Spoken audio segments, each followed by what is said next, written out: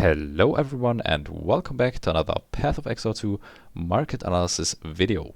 So it has been quite some time since the last video release, since I was dealing with a lot of stuff in real life, but now we have some very interesting profit opportunities, as well as we'll discuss the giveaway results from the last video, which, by the way, if you haven't seen any of these videos before, we are running a giveaway where if you comment, you like and subscribe, you get a chance at winning 20 divines every single video. Of course, the like and subscribe is not necessary. I have to mention that due to YouTube TOS that you just need to comment. The like and subscribe just helps out the channel and is really appreciated. So go ahead, write a comment, and maybe you get lucky in the next one. So let's get started with spinning the wheel.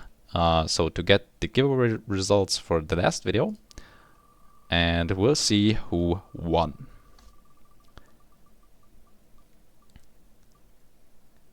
Oh, is this a close one? Yes, very close. Congrats, Alvin 93724. You have won this video's or last video's giveaway. And guys, don't be too sad. You still get a chance next one if you haven't won.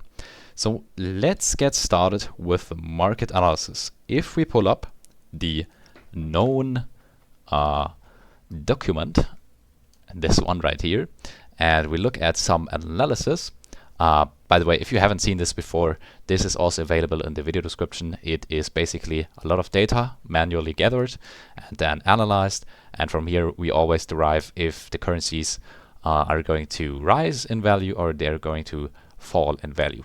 So first off, there is something I want to mention. This is not the natural development, right? This data of the last day is basically the data for the last 3 days. Since I even didn't have any time to note down any data, I have to work on that, maybe get some people to do that for me. But yeah, no, this is not the natural development. It is just what has happened through the last 3 days. And what happened was basically that the fracture orb increased 40%, the divine orb increased about 10%, as well as, let me grab this real quick, the omen of dexter erasure, it also increased about 6%, and the rest went down. So all the omens, they have depreciated in price, and the especially the omen of whittling, I saw that it has been very, very low yesterday. This is not reflected by this data since it went up a bit again, but it was very, very low, I think at 4.4 or 4.3 for a few hours. So yeah, the omens are looking pretty bad right now. So if you are holding any of the omens, this is a time where you don't want to sell, since these omens, they have severely depreciated the price, and the divine orb has appreciated the price, which means it is more valuable. So you are supposed in this situation to basically trade your divines for omens, or if you already bought omens and you're sitting on some, to hold them. And the same kind of goes for the fracture orb.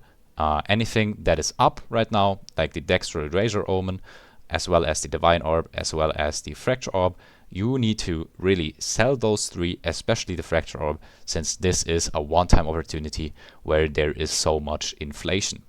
So yeah, that is what you'll do if you have some of those currencies. If you have omens, just keep them. Just wait a few days until they are valuable again. Especially if you have the omen of, oops, let me see. Can I get this somewhere? This green graph, right? The omen of sinistral annulment. This is an omen that has severely depreciated in price, which is very sad since we did some trading with a fund on it and we lost a few percent of fund value, so a couple hundred divines.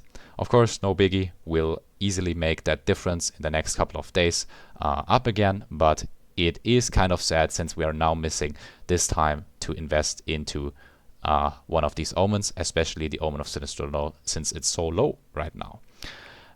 Yeah, that is for the omens and the short-term development. If we want to look at some long-term development, it is really just the same that we had before, except of course the fracture orb that you can see right here is severely increasing in price. So if you have some fracture orbs, as I said, go ahead and sell those. Those are not going to be long-term valuable. And if you had chaos orbs throughout all this time, you are perfectly fine. This is the best opportunity to keep your long-term relative value. So by the way, if you haven't seen a previous video, I say this every time: invest your currency into the chaos orb if you are not doing any short-term trading. If you're just doing long-term trading, you're just trying to, you know, play the game and keep your currency valuable, put everything into chaos orbs and you'll be fine. So yeah, that's for the short-term and long-term developments. I hope I didn't speak too fast. Sometimes that happens in my videos. But yeah, that's about it for today's video. Remember to comment, like, and subscribe, and I'll be seeing you guys in the next one. I'm out.